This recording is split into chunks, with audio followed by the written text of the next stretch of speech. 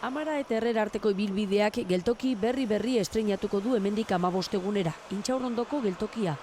Baina geltokitik auzoko sarreraraino altuera handia gainditu behar izan dute. 45 metroko desnibela dago trenbidetik metro sarreraraino. Eta hori gainditzeko 100 metro baino gehiagoko eskailera mekanikoa eraiki dute. Estatuko altuenak egin dituzte, ThyssenKrupp enpresak izan du horren ardura.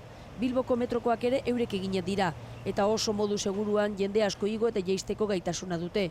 Hau dira todoterrenoak. Dana dago sobredimensionatuta, zeren oso fuerteak behar dute, eta momentu txikian jende asko eramateko oso preparatuta daude.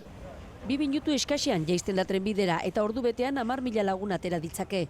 Kontrol sistema ere zorrotza du eskailera mekanikoak edozein arazotxo momentu ero jakiteko.